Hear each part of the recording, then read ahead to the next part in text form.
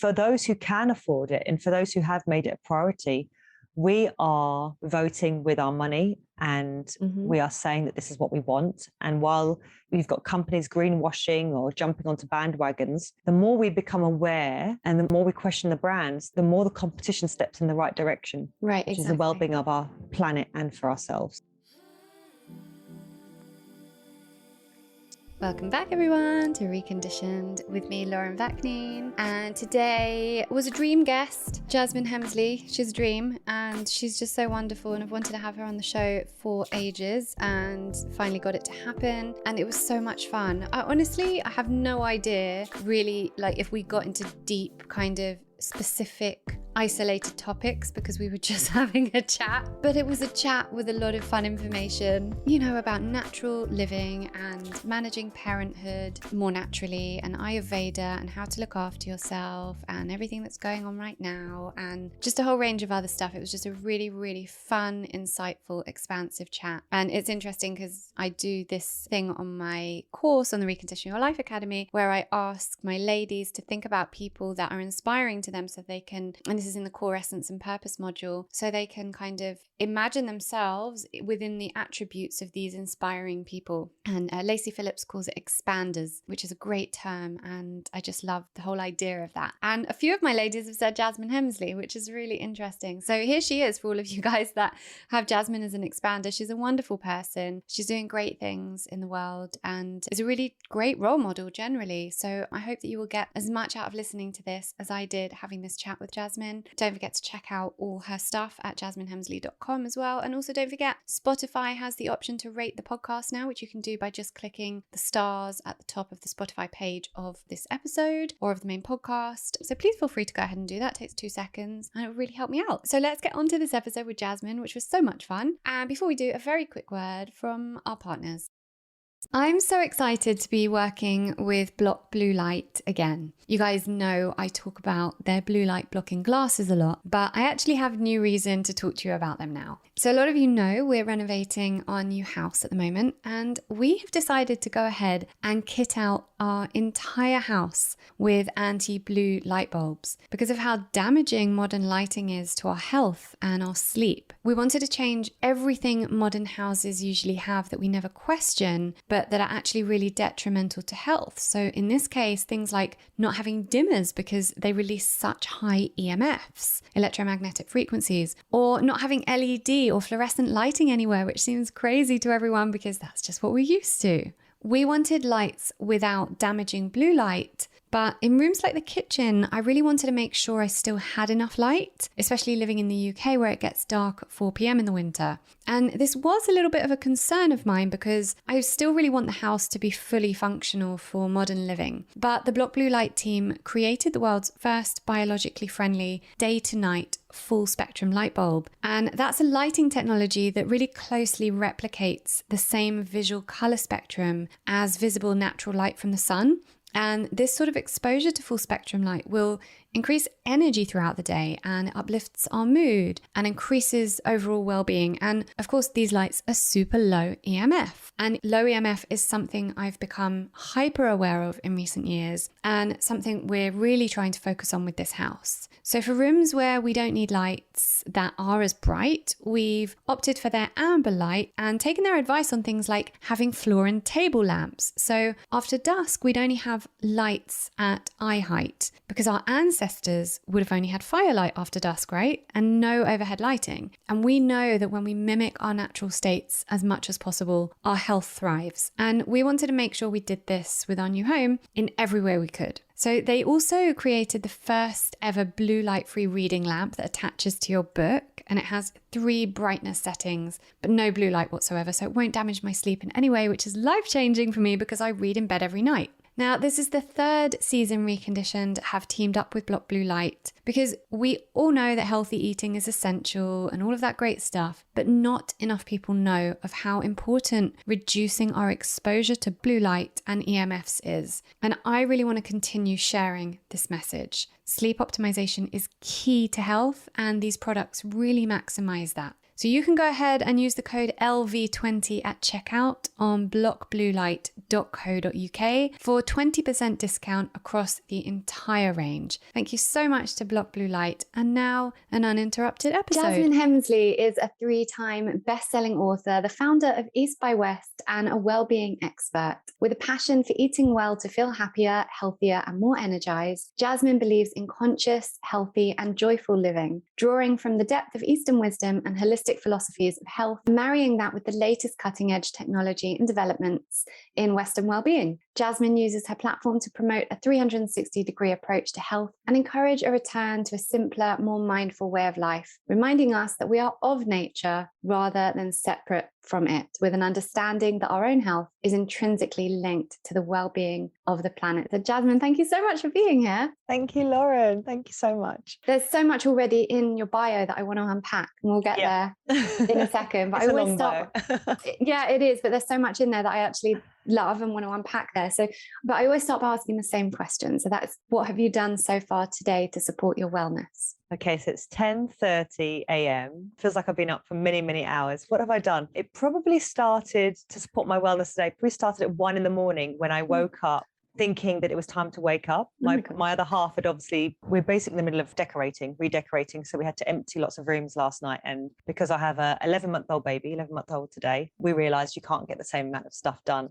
And so there You just realized that at 11 Just months? realized that. No, the funny thing was, all of Nick's friends teased him, say goodbye to sleep, say goodbye to being able to, and Nick was thinking, it doesn't have to be that way. I'm not going to listen to them. And then, here we are. So I'd gone to bed and Nick was busy taking out the last bits and bobs that accumulate.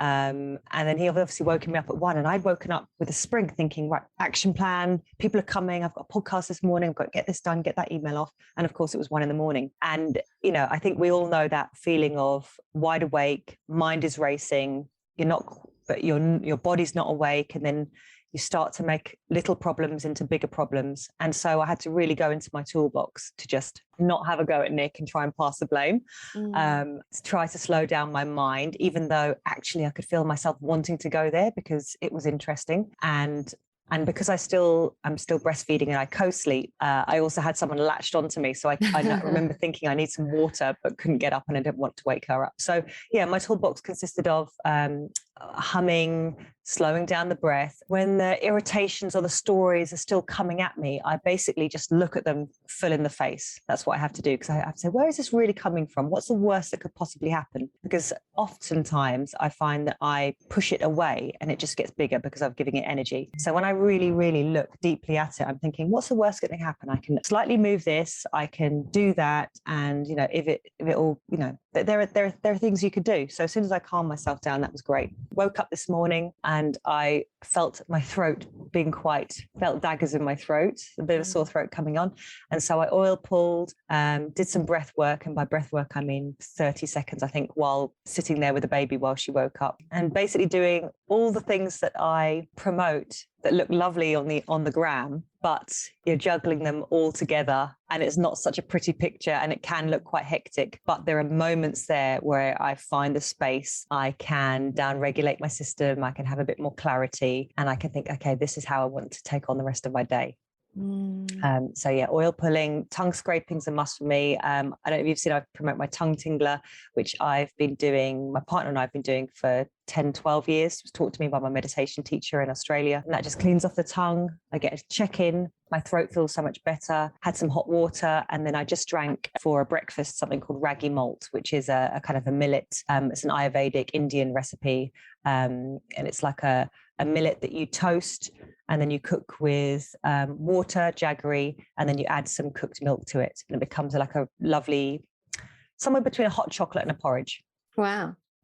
That's quite an extensive list of things you've managed to do alongside renovations and an 11-month-old. It is. Well, I'm not renovating, luckily, but I did have to kind of make sure, because we're doing 2 rooms, that the right paint tins were in the right place and, go through all that stuff while having the baby on the hip. No, it sounds a lot, but things like tongue scraping is about, I would say, 3 seconds of my time. Yeah. And I don't even have to think about it. I just naturally go in there and my body wants to clean my tongue. It's the first thing I do when I wake up. It's not as impressive these days, I'd say, as it was when I was getting full nights of sleep, because obviously the stuff that your body is kicking out via the tongue can get reabsorbed if your sleep is disturbed and you're waking up and you're having a sip of water. But when I used to, have full sleep, you can kind of really see what's going on with your tongue. It sounds absolutely disgusting, but it's a bit like, checking in with, how's your poo? How's your wee? It's essential for health. It's essential for health. Your body is always talking. And so if you can just read the signs, you can say, do you know what? I need a bit more TLC this weekend. Yeah, I'm such a fan of that as well. And also just like looking at all the stuff that we see as gross, but we're all humans, We're all humans. We're all fascinated. I mean, some of us, are grossed out by it, but I find it fascinating. Yeah, I do. But it's a bit like talking. I talk a lot about sex on the show because, we're all having it. Amazing. And, or well, most of us, some maybe not, but. Or we hope to, some of us. Well, exactly. Yeah, we hope to get back to that point. But, it's a lot of people listening to the show are women and mothers. And so, and yet we have this strange, it's like it's all a taboo. Let's not talk about poo. Let's not talk about wee. Let's not talk about microbiome. But, it's like the stuff that we actually really need to look at. Well, let's look at what's going on in our sex lives and why intimacy is a problem and how that's affecting us in all areas of our lives. And yeah, so I'm big on kind of looking at the. Totally. And when you see children and how they just, they just say it how it is, they don't have these, they don't edit themselves. They just speak of what they see and what they feel. And, I think that's what is quite special about the time we're in, that women can be more liberated. We can not just talk about these things with other women behind closed doors. And I mean, for some people, they don't even have that opportunity. But being able to, podcasts such as yours, this amazing information where it feels like you are speaking to a friend for those that, are in another country or in another culture where these things are super, super taboo.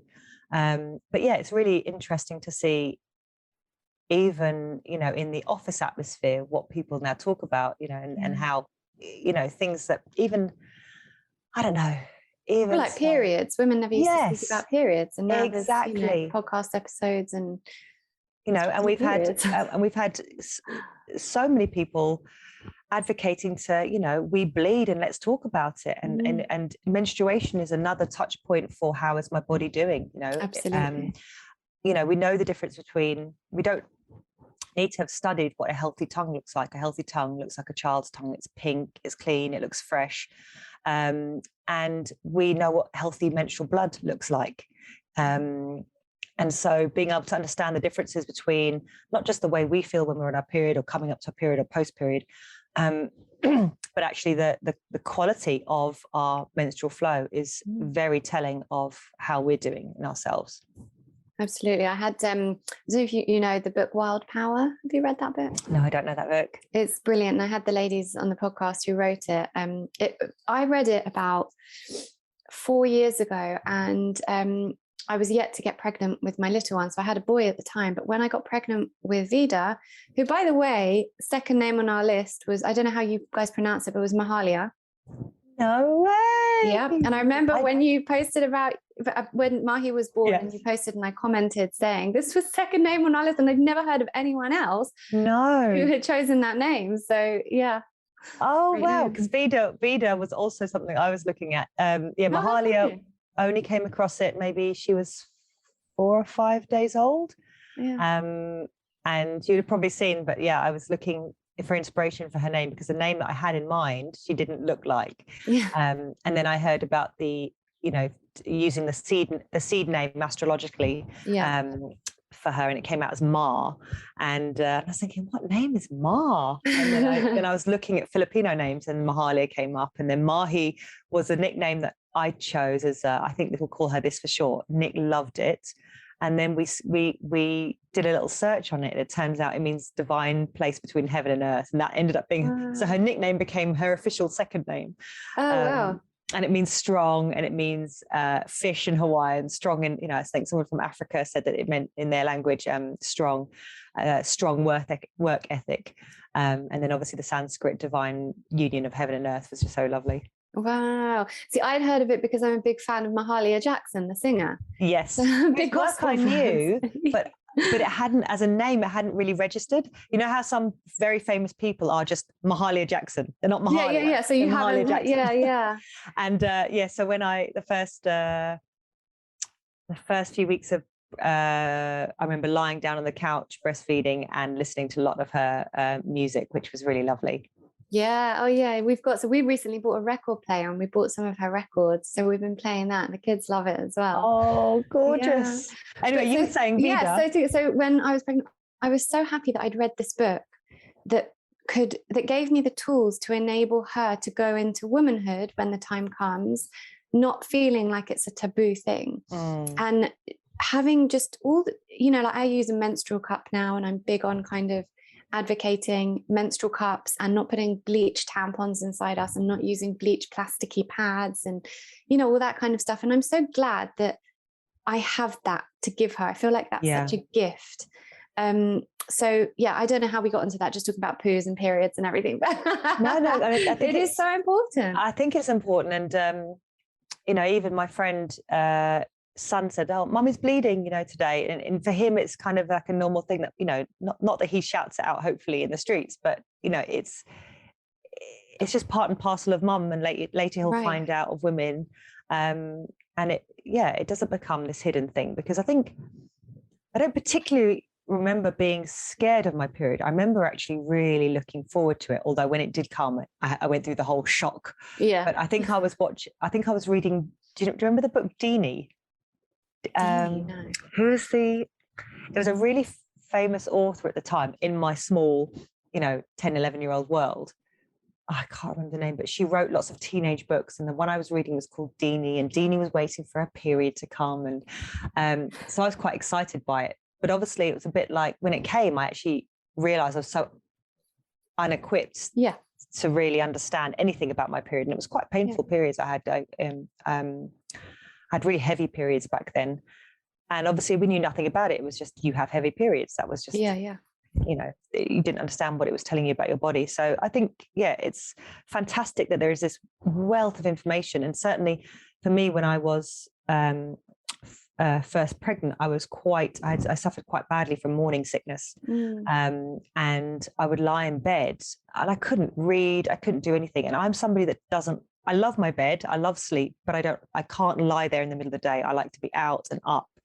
And so it was quite, I went through all these emotions of feeling guilty that I was not working. And, it was right at the beginning of the pandemic as well. So there was all kinds of emotions going on.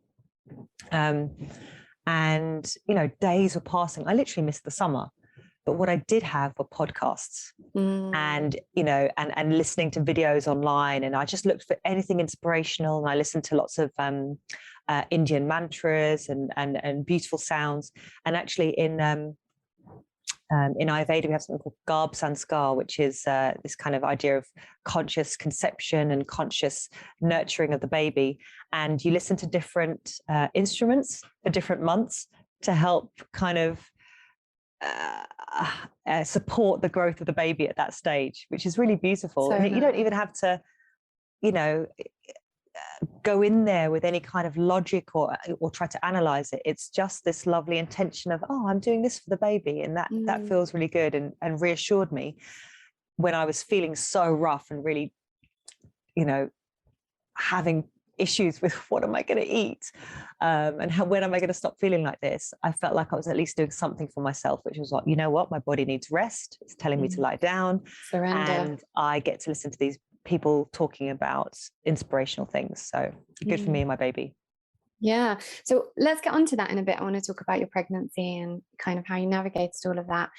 I want to go back to what we spoke about in your bio, because you talk about remembering that we're from nature and coming back to nature and kind of moving back into this more simplistic, natural way of living. And I don't know about you, but for me, in the past 2 years, with everything that's happened, my community and we've been talking about the more we're pushed against what we feel is right for our bodies in terms of living closer to nature, the more we're almost pushed so far out of our comfort zones that we're coming back to this idea of living within community, growing our own. Yeah.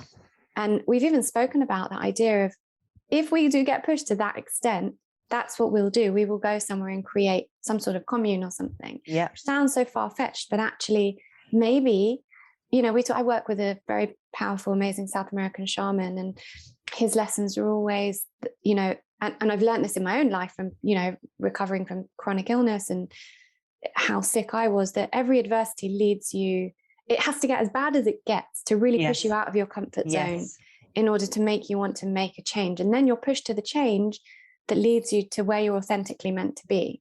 Yeah. So this idea of kind of bringing us closer to nature and living more simplistically, it is something that you do while also kind of, I guess, you know, conflating it with modern life. So I'd love for you to speak to that a little bit and how you manage that. Oh, so I'm in a bit of a battle with myself about what I want. And it's, you know, interesting because it's the new year.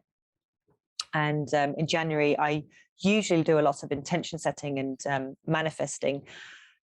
That didn't happen so much this year. It was my intention to set intentions, but with the baby, nothing goes as to plan. But I've been very lucky in the last couple of years. I live very close by to 2, 3, 4 sets of very close friends. I mean, 2 sets of close friends. You know, one was 10 houses up the road until very recently, and the other one is 3 roads down. And we all have one foot in this kind of city living, the latest gadget life. We're all self-employed, and we also have our own thing in wellness. One's a holistic makeup artist, nutritionist. The other one works with live blood analysis, etc. And then I do what I do, and we're all feeling this massive pull to the land. Mm-hmm. And it's a conversation that started many, many years ago, but it's really ramped up.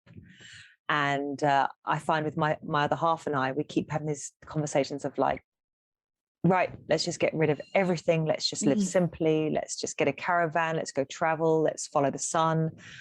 And then the other part of me feels like, oh, I've just created my dream home. I feel so safe in this area. I feel like I've got a lovely community. I don't have to get into a car to go anywhere. I can literally just walk and walk. And I live in a very green borough, having lived in central London for so long and not even having a window box, let alone a patch of ground. Are you still in London? I'm just on the edge of London and Kent now. So for some it's Greater London and for some it's Kent. Yeah. And it's an extremely privileged position to be in, and nothing's pushing me, or I'm not having to make decisions based on adversity or there's no crunch time, and that's kind of tormenting me more, because I'm a bit like, which is this my gut speaking, or is this the fear overriding everything? Because at the end of the day, I have worries about EMF. I've just been in Devon, and the quality of my sleep was incredible. We went to see Nick's family over the festive holidays, and obviously there's so many other factors playing into that: the silence, the night sky, complete darkness, only seeing the stars. But there is this feeling of being able to really ground down, and I felt very settled. And then I come back to here, which is still, it's urban, and there's this kind of feeling that I need to do. And if I don't do, will I still be able to earn? Will I, the kind of job I have doesn't have any security, doesn't have a pension, all those fears kind of come in. So I've completely gone off tangent, but interesting. It's interesting where your thought process is going with it, because you're literally mirroring my views. So and the beginning of lockdown, Nick and I were in shock. We actually had COVID, but we didn't really realize, and just watched our inbox fill up with postponing, and then cancelling. So we realized where this was all going. And we're like, what are we going to do? We just got stuck into a veg patch, and it was incredible. I've never felt so happy as to wake up in the morning and run down and see if my green beans had gone up a little bit. And it's so silly, but we were really excited about it, and to see whether our latest contraption has stopped the snails, etc. And then within a month I was pregnant.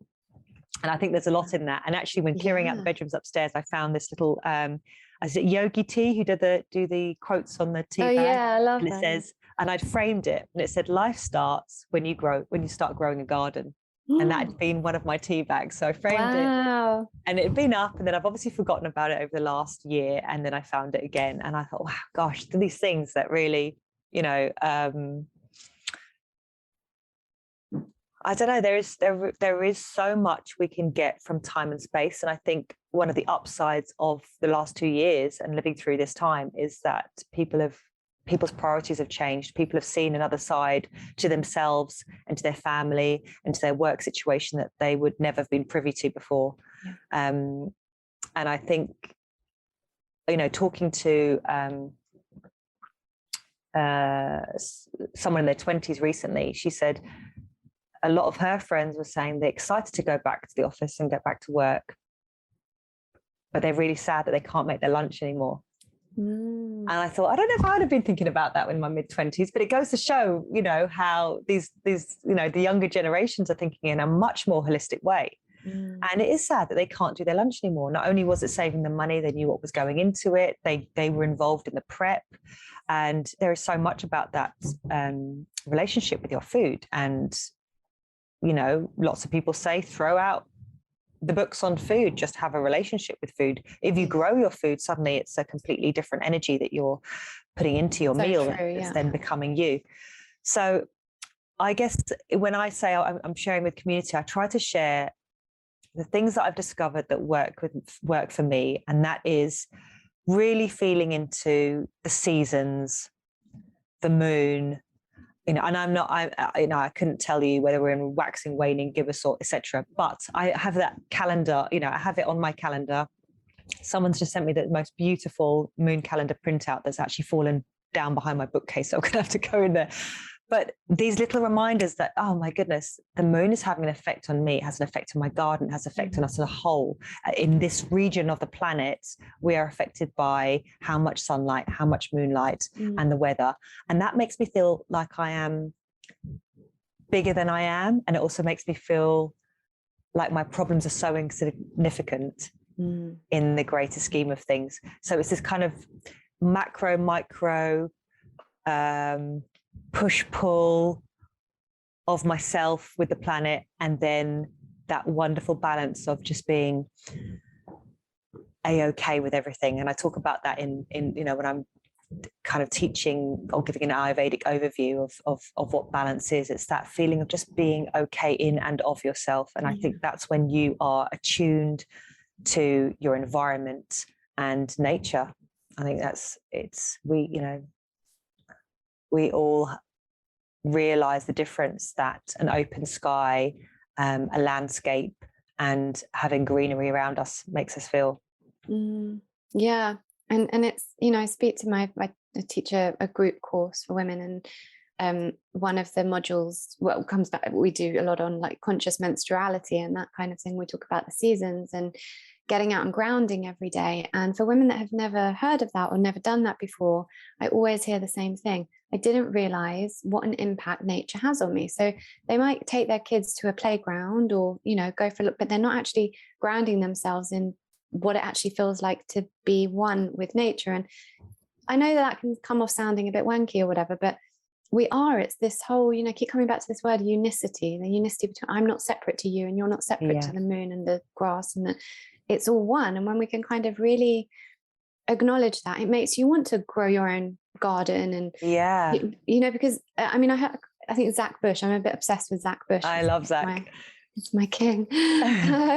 He talking about the vibration of the food and how he really explains about how we're damaging the whole ecology of the planet, and by the herbicides and pesticides and antibiotics in the animals and in us, and it's just having such a huge cumulative effect on fertility, on absolutely everything.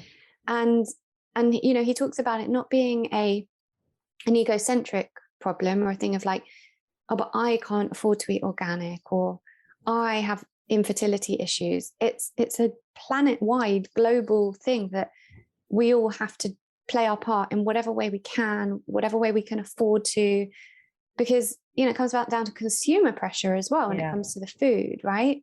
And we all keep buying this stuff. It's taking away from the biodiversity of the planet, and then therefore our health. And I think it's just such it's a much bigger issue than we're kind of thinking of it when, you and I can sit here and talk about gardens that we want to plant and the rest of it. But God, it's so all encompassing. Yeah, I think it's,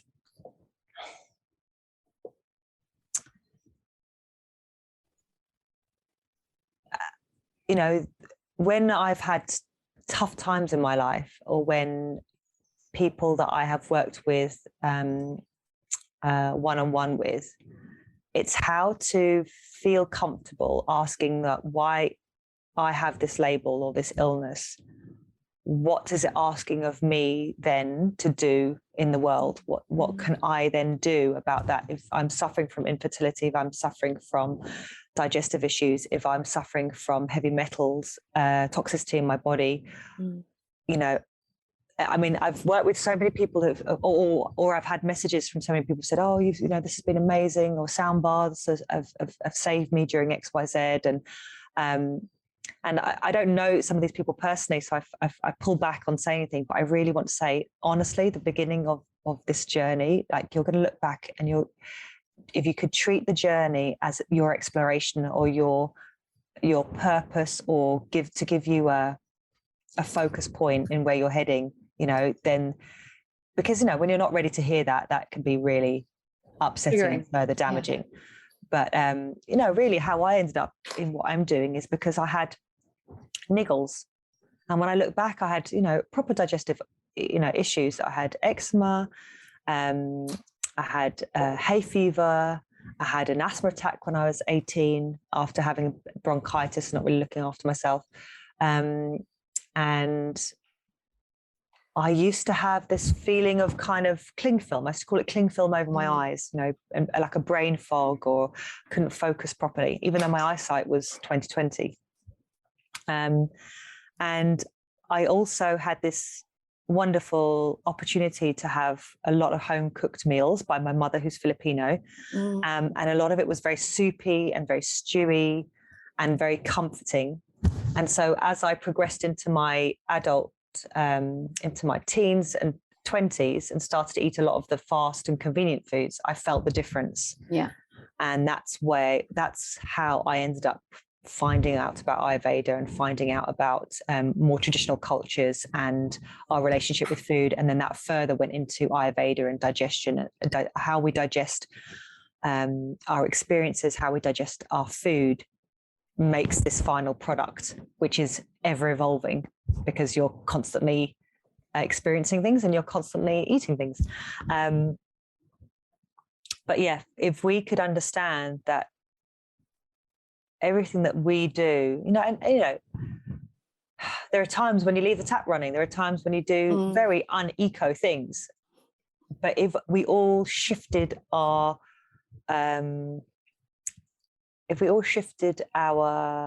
overall intention about how we tread on this earth and how we communicate with others,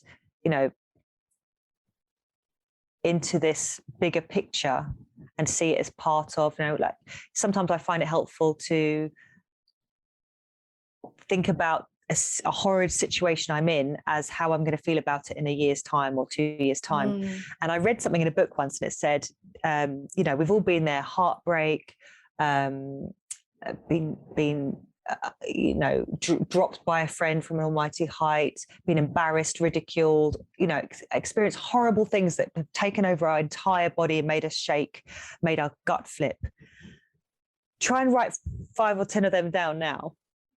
Yeah. And I almost can't, because I've processed a lot of them. There's still stuff to process, but I've processed, the bulk of a lot of those things that have happened in the last 10, 20 years. And so that really helps me at a time when I feel like the whole world's gone wrong and now I want to take it out on everything that I'm seeing and doing. It really helps me have perspective, I think. Yeah. Just to see the big picture. I wish we were taught more of this at school, I know. Emotional intelligence needs to be something they teach in school. So much stuff they need to be teaching. I know. I was speaking to my friend Jackie the other day, and she said she was talking to one of her grandchildren, who said, my brother wakes me up early sometimes, and she said, well, what do you do? And she said, well, I do the mindfulness recordings on YouTube.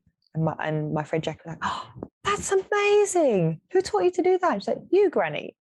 Oh. And she didn't even realize that, that one little conversation that she'd had that she'd forgotten about had such an impact on her 6-year-old granddaughter that when she gets woken up by her baby brother, she can do these mindfulness videos, which is I guess technology does play its part. It does. This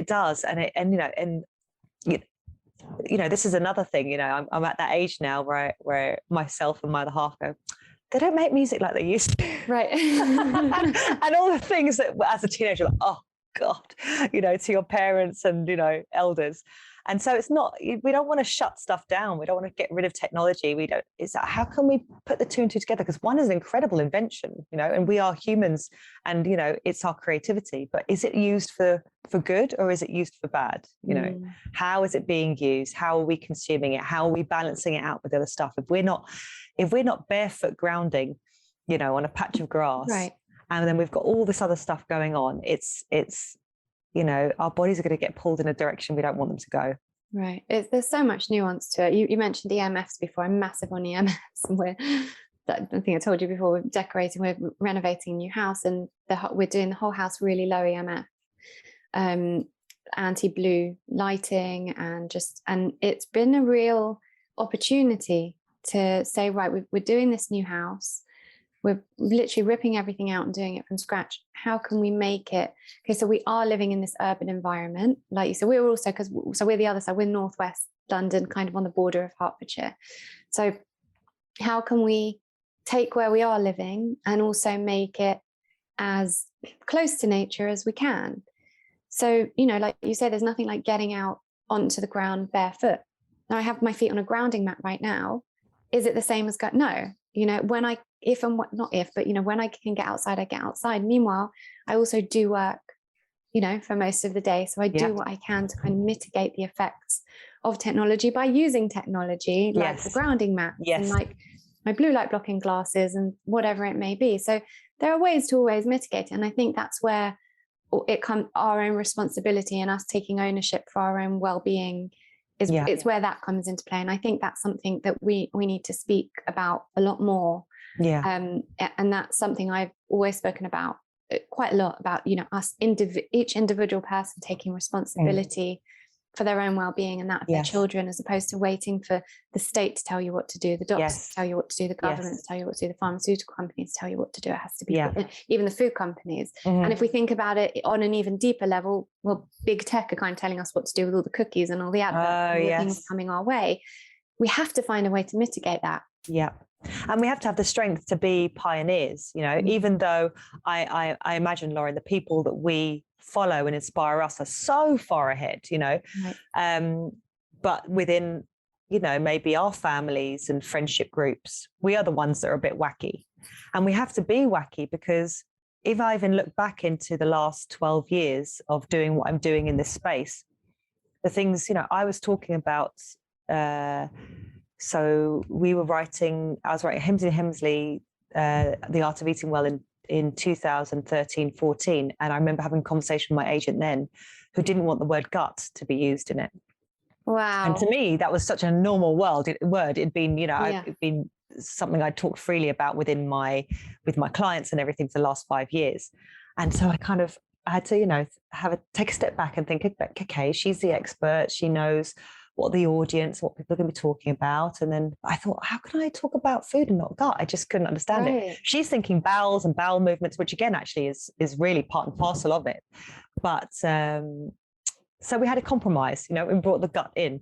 2 years later, every newspaper's mentioned the gut. There's a gut diet here, gut diet there, and there still is. And, so people who are on a wellness journey for, some kind of debilitating issue they have, I hope they can find strength to move forward with what's working for them, because I bet you a little piece of what's working for them would do so many of us so much good, just being more conscious of what's in our food, looking about, just even, it's indoor air quality, etc., so unsexy, so intangible. You can't, even smell it, let alone see it. How are you supposed to be bothered by it? Right. Well, and I remember I've got an old sofa behind me. So there's loads of junk in here from renovating, but I've got an old sofa picked up from the side of the street, and I asked to have it upholstered at the local place, and like, it's $1,000. And I was thinking, no. And it's just literally just the seat part. It's not kind of all the intricate back and arms and everything. It's just the seat part. And I thought I could do that with a staple gun. And then I looked at the foam that goes inside it. Yeah. And the only way to get foam that's non-toxic is in a baby mattress, which obviously comes this big. For everyone else, that stuff is off-gassing into our space. Well, there are companies that do non-toxic. I looked at Koya. There's horsehair and Koya. I haven't really found anything. I guess not so much foam. So we've just bought latex mattresses, organic latex mattresses. Yeah. It's such a minefield. It's such a minefield. And you feel even bringing it up in front of some people about, oh, for goodness sake, because they think that you're looking for, by looking for organic or looking for non-toxic, you're looking for the stuff that comes in a cashmere wrapper, that you're looking for the ultimate in luxury, when actually you're just trying to avoid the stuff that does you no favors. Right. And there's so much of that. Say again. There's so much of that we just don't realize. So these things, my husband is very much on board with, our lifestyle. And over the 11 and a half years we've been together, slowly, he's been indoctrinated. We recently did an episode together, which has been really interesting, really popular, because people are interested in how he came to this. But he does get to the point, he's like, where does it stop, Lauren? Yes. Where does it stop? Because but I say there's certain things that I'll compromise on and certain things I won't. So the off-gassing in the mattresses of the flame retardant stuff that they spray on it, not compromising that for my children to spend 12 hours of their day breathing that in. So like you say, it's the intangible stuff. So we have the Summer Vedic. I don't know if you've heard of the Summer Vedic. Yes. I haven't got one, but I've read all about it. Yes. Oh, it's brilliant. So actually the episode after yours is with the guy, the CEO of Summer Vedic, and we talk about EMFs. And so we've had one for a while, and Daniel often looks at it and goes, how do we know if it's doing anything? And this is the thing, you don't, in your logical, pragmatic human brain, maybe, but I think the heart knows that we need to be doing a lot more to mitigate the effects of modern living. And for me, things like the Summer Vedic and buying these, non-toxic mattresses and pillows and the stuff we're really breathing in, it's important. And the evidence around it, I mean, it's so overwhelming. I mean, the links to sudden infant cot death we've known about forever. The vapors that are coming off and the child is sweating into that, and and it's we know about low VOC paints now and all these things, but because it hasn't become mainstream commercial, for many people it doesn't exist. It's hocus pocus. Right, exactly. And it's more expensive. So you've got all this overwhelming science about why this actually shouldn't be in your home. But because people lobby for it, which is all about money and power, and because the newspapers don't cover it, we think it doesn't exist. Right. And it's a shame because, intelligent people are spending hard-earned money on things that are actually not good for their mental or physical or spiritual well-being. And that's a shame. And that's why I think it's amazing that source of information like your podcast exists, like blog posts, like newsletters, or it's, if you're kind of intrigued by someone who's into no-dig permaculture gardening and they start talking about their inner air quality, you listen in. You might not sign up for an inner air quality podcast necessarily, but just from being inspired by other people, that's our foot in, and then we get to learn more, which is, why I'm not just cookbook focused these days, because I realize that the food you eat is such an important part of your well-being. But honestly, if you are eating it when you're angry, late at night, it's being made in a factory with no prana, with or under slave conditions, like a lot of the chocolate that we consume is, it's not bringing you what you need. It's not raising your vibration. It's not giving you life force energy, and you aren't digesting it properly, and therefore you're not breaking it down into the building blocks to rebuild your body every day. And that's why I got into, I guess I wasn't calling it mental health back then. It was more like, wow, change my energy state. I can go from feeling super angry or irritated or defeated to feeling like, no, I've got this, I'm fine. I know this is all good. It's all part and parcel. So, but yeah, with the, at the moment, I've just decided not to upholster it. But I'm still looking, and I'm still keeping my eyes open. But for those who can afford it, and for those who have made it a priority, we are voting with our money, and we are saying that this is what we want. And while you've got companies greenwashing or jumping onto bandwagons, the more we become aware, and the more we question the brands, the more the competition steps in the right direction. Right, which is the well-being of our planet and for ourselves. Yeah, it's that consumer pressure it comes back to. And I think you've just hit the nail on the head, because a lot of people might be listening going, but I can't afford it. So, but it's for those who can afford to, or with what money you have, to make different choices, to make, what choice can you make with what you do have to make a more positive impact on the planet? Because we might not be able to afford all the things we want to do to be as healthy as we can, but we can make those little choices that will contribute to the well-being of the planet. Our health is dependent on the health of the planet. Yeah.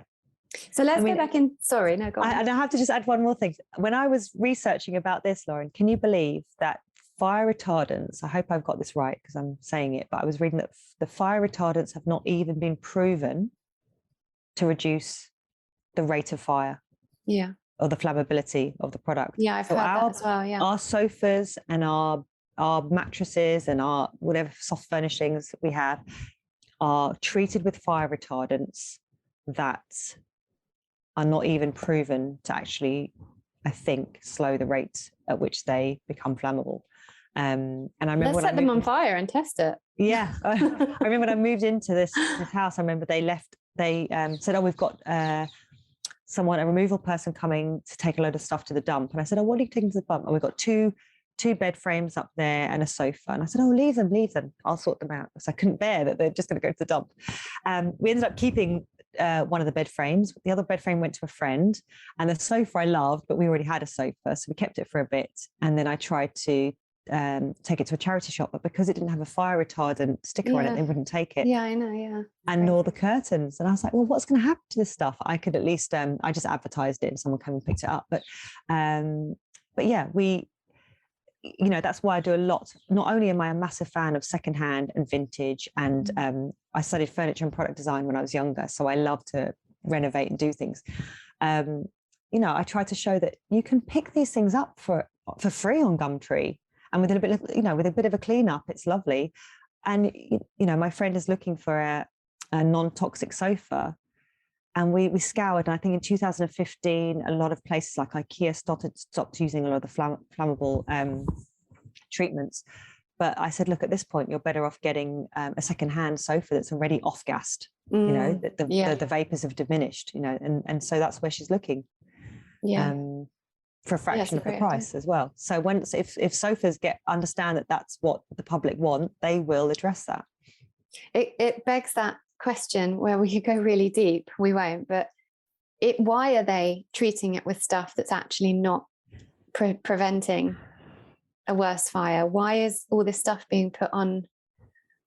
Someone's trying to sell something somewhere, Right. Someone's making a lot of money. Someone's making a lot of money. And then meanwhile, you as a manufacturer, you want to cover yourself insurance wise. And someone said that this is flame retardant stuff. And so they whacked it on the stuff. And, even like looking for moth repellent carpets, sounds amazing, or stain resistant carpets, but they are treated with chemicals that you don't really want to be doing your downward dogs on or letting your children crawl on. It's there's a lot out there that's not the same. You think, oh, my grandparents smoked and drank until their 80s or 90s, but they don't have perhaps the same level of frantic they weren't doing the same amount of stuff in their day. Right. And they weren't exposed to some of the chemicals that we are exposed to. I think there's some, I don't even know what the number is, but the crazy amount that's in our homes from all the myriad of cleaning products. Yeah. And which what can about in just our water system as well? Yes. It just goes into our brain. It's funny you said that, because my father-in-law said to me the other day, because obviously he sees me as being quite extreme and we're living with them at the moment. And he said, well, what about, he was speaking about Daniel's grandfather. He's 96 and he's never done this.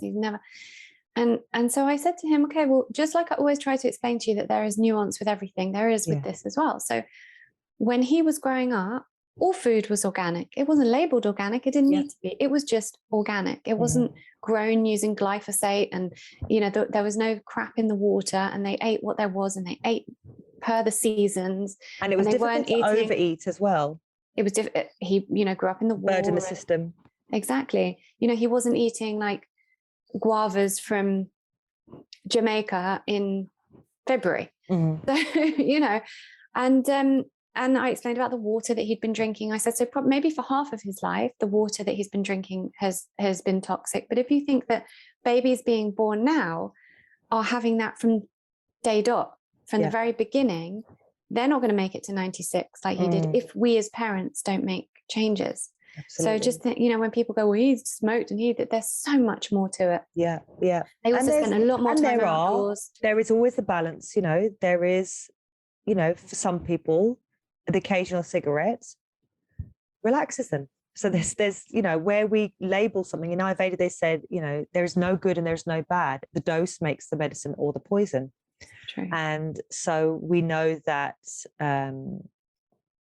people have used smoke to, incense, etc., to kill off the airborne bacteria in the room, and as well as it being ceremonial and scent and things. And you've got people who, like you say, smoke tobacco until what age, but what's in with tobacco now, and how is it being used, and is it part of an anxious, is it causing further anxiety? Is it, do you rely on a cigarette to pass a stool?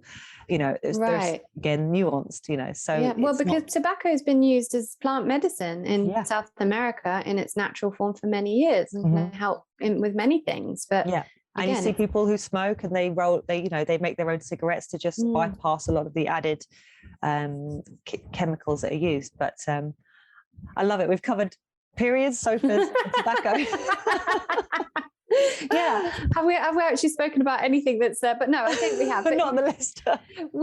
You mentioned about your cookbooks before, and that you're kind of going away from that a little bit. So I think probably most people listening will have an idea of the kind of thing you do, and you had all these amazing cookbooks.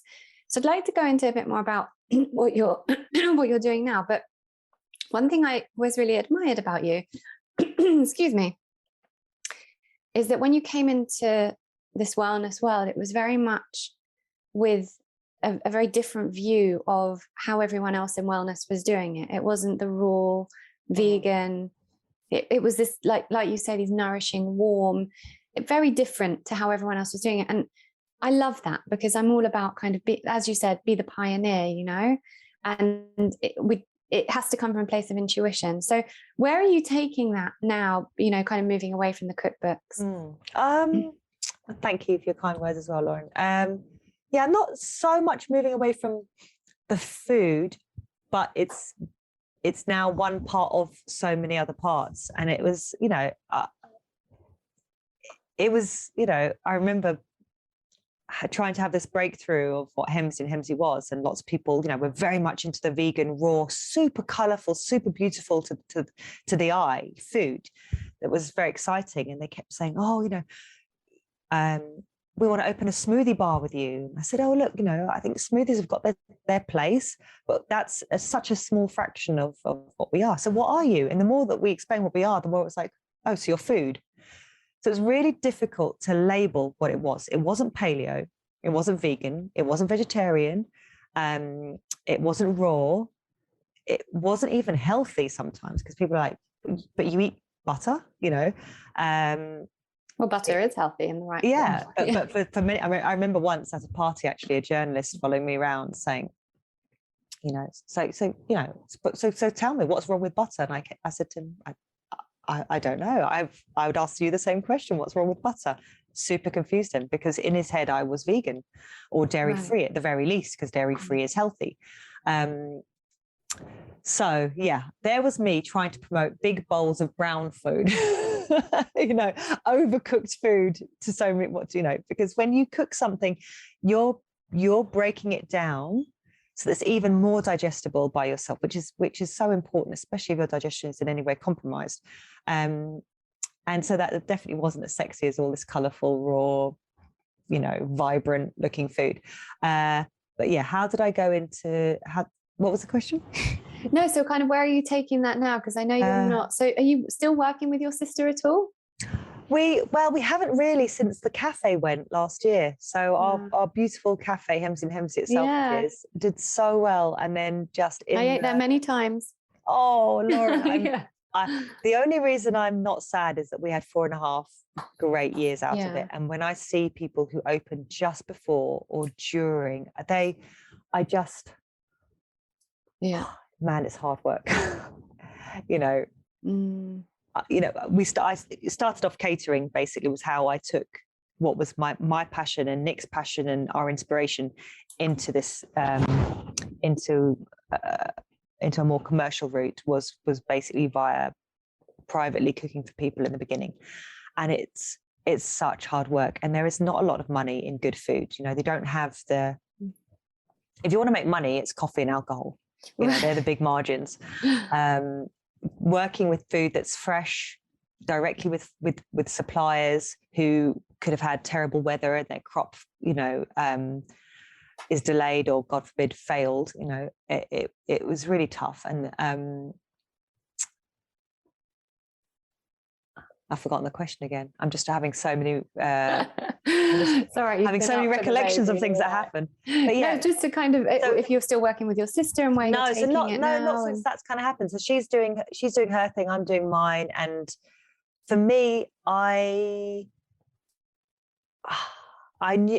almost knew it wasn't just about the food. So when we got various offers to take this into a much bigger space, I felt that there was so much that I couldn't say with the first 2 cookbooks. And I was definitely heading, it was very much more functional medicine. But every time I looked at, was watching what was happening in functional medicine, it was really coming back to the ancient wisdom, traditional Chinese medicine, Ayurveda, which is that it's so nuanced, it's so interconnected, it's so complex, yet it's so simple. And we have all of this knowledge inside of us. But because of the things that we've been exposed to, that we've read, that we've been taught, we have unlearned what we might intuitively know. And because things are presented to us like guavas from Jamaica in February in a shop where we're told this is where you get your food, we literally can't see the wood for the trees. And we are constantly, in this day and age, as you said, with the cookies and the analytics and the algorithms, we are being fed and living in our own echo chamber of what we happen to click like on or have a conversation about, or whatever my phone has heard me speaking about, which is so spooky and scary. Really. And so we can't intuitively feed into things because so much else is taking up noise and space, being noisy and taking up space in our lives. So that's why I'm all for paring it back, and why I think, I do things like the cleanse and reset, like a 3-day, very simple diet of nourishing food, where we kind of start saying this is what we're focusing on for these 3 days, and this need for a bit more space, pushing out this need to fill my every waking moment with a screen, or with, even podcasts that just can be information overload. I go on information sabbaticals a lot of the time, and actually since having the baby, a part of me thinks that, oh my goodness, I've missed out on so much learning. And the other part of me thinks, I just need to, I can't take on any more than I have. It's just going to... Our brains are overloaded with them. Overloaded. And even our senses, just so much going on. Too many essential oils, too many things to look at, too many, wellness tools. It can just be too much. That's another thing, actually, because it's funny, because my someone I know asked me the other day, you know, my daughter's got a temperature, what homeopathic remedy can I give her? And I was like, well, what's the temperature? And she said, I think it was at 38.9. And I said, let it ride, let it ride. I don't even use her, and I'm a big fan of homeopathy, but even homeopathy, I'd use belladonna for a really high temperature. But even that, with my kids, I only ever use it if the temperature gets to like 40, just to help make them a bit more comfortable. I believe that fevers are really, really important for the body. So upgrades. Absolutely, that you'll always see something different in the baby or in the child after a fever, but it's the body's way of burning through the illness so it can get rid of it more effectively. And then you notice that it doesn't come back. Whereas when we suppress it with antipyretics, it's suppressing it back down into the system. So, but you know, like you were saying, too many I love essential oils, but that's the thing, it's just too much. So even with homeopathy, if the body's trying to do something, yesterday I didn't feel 100%. My husband was like, why aren't you drinking back? Because we take a lot of liposomal vitamin C. I was like, I actually don't want to. Like, if something's coming out, I just want to let it come out and see what happens. If I really don't feel well and I need that support, then I'll support my body with vitamin C and elderberry syrup and homeopathy and, you know, whatever other tools. But actually I just had an Epsom salt bath with no essential oils. Actually, isn't that funny? I mean, I remember when I was you know, because I had an Ayurvedic practitioner who was supporting me in my pregnancy, and I also had my homeopath, and they both checked in. What are you taking at the moment? Because we don't want, you know, even though people laugh at homeopathy because it's like, you know, what do you mean? It's an absolutely diluted. It's a frequency of, you know, and then you've got the Ayurveda that's a bit of herb or a bit of spice. But too much signals, too much information for the body. And I remember a friend who's very much into crystals, like being a bit shocked that someone else she knew had asked for, at the baby shower, for everyone to bring a crystal. And so the child's baby crib was just covered in crystals. And all those energies and frequencies playing into each other, it was almost an overload for the baby. So, we can, again, it's about balance. And again, it's not consuming our way to exactly, and to spirituality. Some of us, you know, if you look at people who literally sit down with nothing to connect with themselves, other people need a tool, like, you know, especially if I'm feeling particularly stressed or distressed, you know, or overwhelmed, you know, using essential oils in an air diffuser or burning some incense is the ritual I need to change the energy, to say, right now we're in the evening, especially when you're working from home. I've shut the laptop, I've dimmed the lights, we are into the next phase of my evening, and this is a phase where it's about family and about grounding down and getting ready for a good night's sleep. So those are the tools, and we're so lucky that we have or can access them now. We don't need all of them, and you don't have to have them. And in fact, even my meditation has pretty much gone out the window since having the baby, just because of time.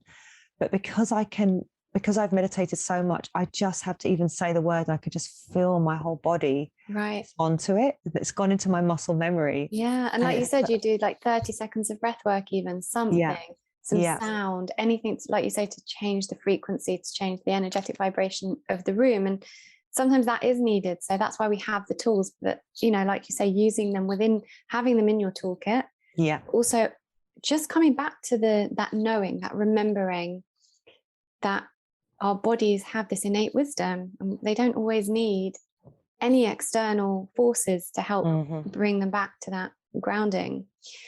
So talk to me about the cleanse and reset. Is that something you teach? Is that something you offer? Is it just something? So it's on my website. It's free. It's something that I did every time I needed a little kind of reset in terms of too much chocolate. I'd got back into the decaf coffees, you know, on the way to the station, where my sleep has gone from, you know, 10 o'clock bedtime to 11 to half 11 to 12, where I was just getting into the habits that, you know, were quite social but weren't supporting me.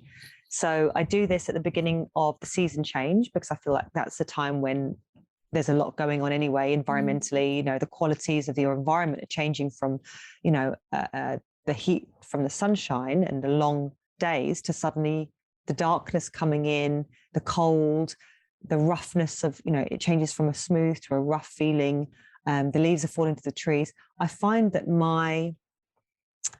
I go down a little bit, I depress, and then I feel like the lights kept me going, and maybe kept me going unnaturally. Light makes you feel joyous. You stay up really late at night, you start having later dinners, and then suddenly all that's taken away from you and the darkness starts to come in. And I really struggle at that time. So that's the time I do the cleanse and reset, and I make it about reconnecting with that season change and all that it's got to offer. And then I find myself in the middle of autumn thinking, this is lovely, look at the leaves of the trees, and embracing jumpers and surrender to where hats. you are. And then again between autumn and winter and spring. And then I also do one that's kind of the new year, which is obviously the human Western creation of this 1st of January calendar date. And usually by then I'm just so full of mince pies. It's just lovely to eat a bowl of dal and rice and make myself golden milks and smell the spices. And I really get back into kind of, when I say yoga, I usually mean rolling around on the floor going, and maybe looking for a new bit of breath work or something to inspire me, and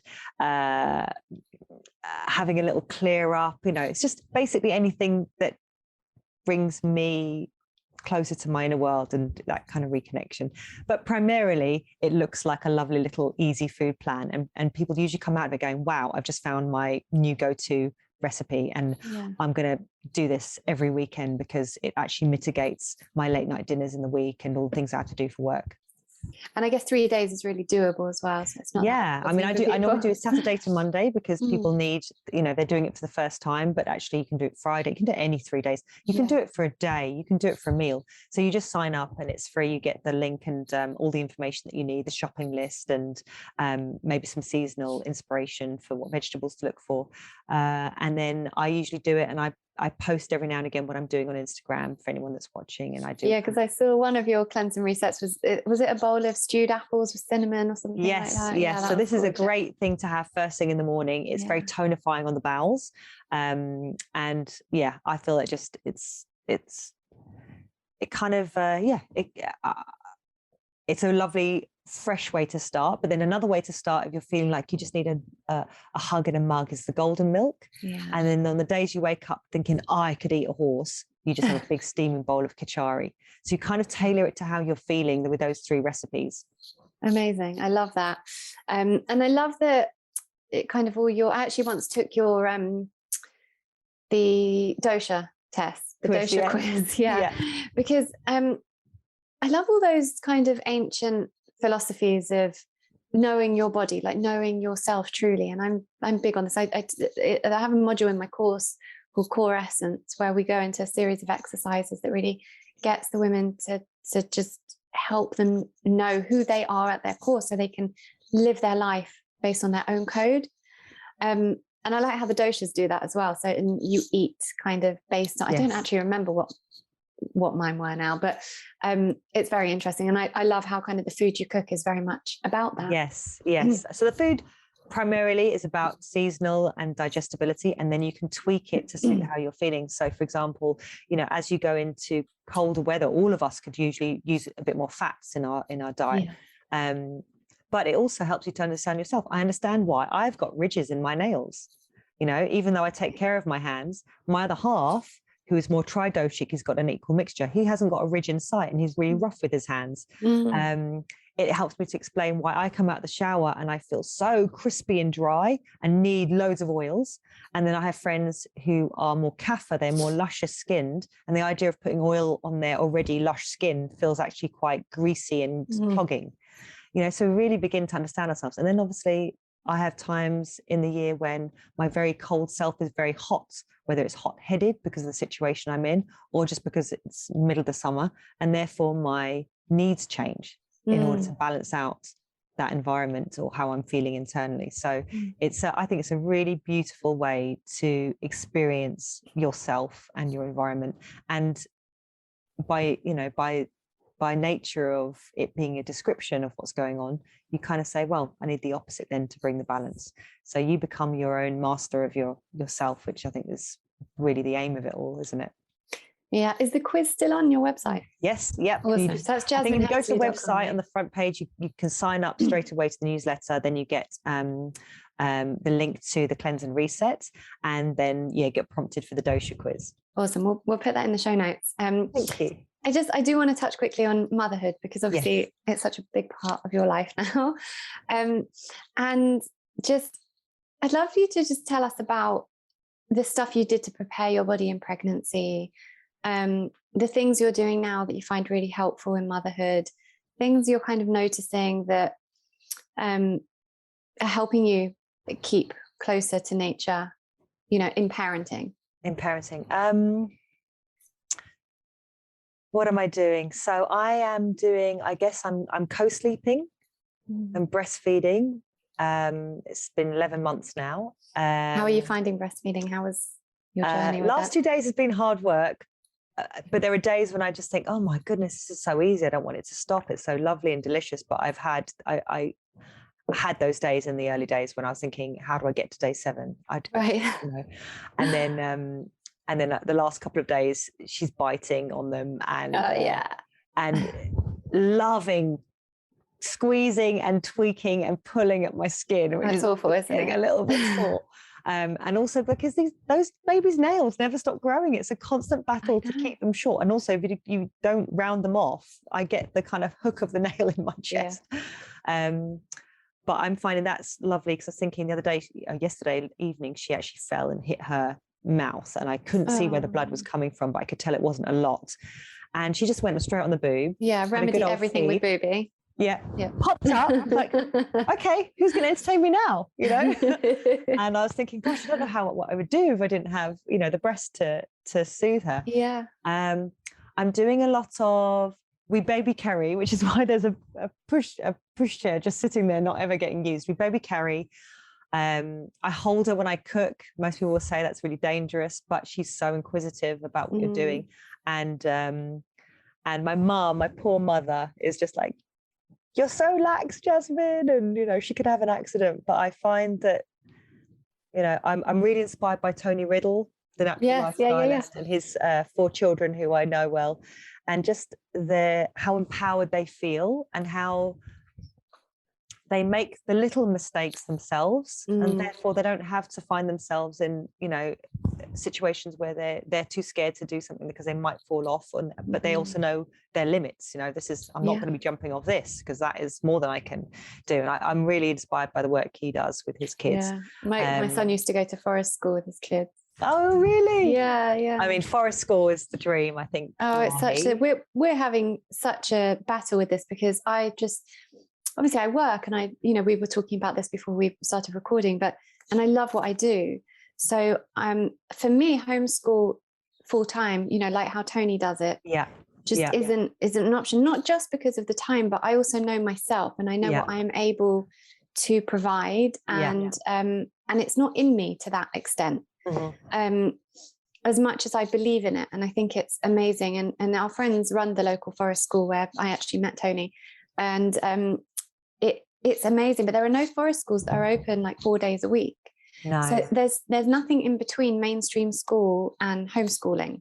So my friends, I have a lot of friends who homeschool, and they're, one day they're at forest school, and then the next day they're doing a dance class in the morning, a science class in the afternoon. So it's very much, you are the chauffeur, you are the taker of the children to the places to do their learning and to do their, you ferry them around. And that's just exhausting. Not part of my purpose and what so like, where is the balance? But I have a friend who's just opened in Ibiza an incredible like alternative school that comes back to kind of conflating all the Montessori, Steiner, forest school kind of into one child-led learning, and there's just nothing like that here. And I just wishing for it. We have to make it, Lauren. We have to make it. I know. Well, I've got another friend trying to organise something similar here, so I can only hope that happens and we kind of have that option. But otherwise we'll have to do it. Well, Lauren, I also have a friend trying to do something similar here. Oh, and really? although I'm on the other side of London to you, let's hope that there's lots of friends trying to do something similar, and Right. that, parents that want this option can access this option, because I think there is, we need to shake up the way we educate our children and indoctrinate or condition them. I mean, we're always conditioning our children. We can't help it. We put our belief systems on them. But just for children to be a bit more wild, a bit more free, a bit more in tune with themselves, and to have access to things that are, outside of this academic structure. I think we will see a lot more children thrive. Yeah, I hope so. I really hope so. It feels very much, I'm intuitively very much drawn to it all the time, and feel just not feeling aligned with my son being in mainstream school, and knowing that he needs something more, and he needs to be back to that year he was in forest school. He was thriving. Wow. He was absolutely thriving, and it was just another level. Anyway, let's hope that we can work towards something like that. Well, keep me informed with anything you find out, Lauren, and I'll let you know as well. I absolutely will. Yeah. Okay, so to wrap up, I always do my all about you round. So just some rapid fire questions, basically. I'm horrendous at these, but try me. Oh, okay. No. Okay. So I probably should have sent them your way first, so you can think about them. I always wonder whether I should do that, but some people love the surprise. Okay, so the first one is always the same, which is a fill in the blank of well-being is. See, this is why I'm so terrible at these things. Well-being is. Well, you've said it so many times. I know, but what would the one word be? It doesn't have to be a word. It could be a sentence. Well-being comes from the heart. Okay, that is true. That's lovely. Which one person has made the biggest impact on your life, and why? Oh gosh, so many teachers, so many people, but I'm just going to say my partner, Nick. I'm very grateful that we've been on this journey together. It's been an incredible support and inspiration. Oh, a book that's changed your life. I don't know, but the first book that came up was the Mahabharata. I like to think of it as a storybook that's got everything in it, and I can't wait to dive back in there. But it's the good versus bad. It's an epic tale, and I don't want to say too much about it, but I think it's one worth reading. Amazing. I'll put that down there. And lastly, one thing people usually get wrong about you. So you're vegan? Vegan. That maybe I'm going to be a spoilsport or not fun. I think, that's just an assumption they make because of my job. Yeah, I have exactly the same. I had this whole conversation with someone who couldn't believe when my husband and I were speaking about like sexuality and our sex. It's like, what? She just didn't expect me to be a sexual being because I'm like, how do the two? I remember hanging out with a chef, and I knew his girlfriend. They were newly together, and we happened to be going to a wedding on holiday. And he was like, "Oh my God, you're so much fun! I thought you'd be really dry." I said, "Well, actually, according to Ayurveda, I am dry, but I balance that out with oils." Brilliant. Oh, thank you, Jasmine, so much. I've really enjoyed this chat. Oh, Lauren, I really, really loved our chat. Thank you. That hour went like that. It really did. Oh, I think it was more than an hour. It is. It has been more, but thank you so much. Good luck with the renovations. Good luck with the sleep. Thank you. Keep you updated. Thank you very much. Bye, Lauren. All right, thanks, lots everyone. of love. Bye. Thank you so much for listening. I really hope you enjoyed the episode. And thank you also for taking responsibility for your well-being by listening to podcasts like this. It's something I really appreciate. And before you go, I just wanted to remind you to check out the Recondition Your Life Academy at laurenvakneencoaching.com. It's a 12-week course that I run 3 times a year for small tribes of like-minded women. If you love anything you're hearing here on the podcast, this course will serve you so deeply. Everything from inner child healing, divine feminine healing, and health optimization to how to find your purpose and how to find or cultivate conscious relationships, and so much more. Check out all the testimonials on the website from some very happy previous Academy members. The growth and healing available in this course really is unique. Just head over to the website and make sure to get your name on the waiting list for when we launch the next semester. Sending so much love your way.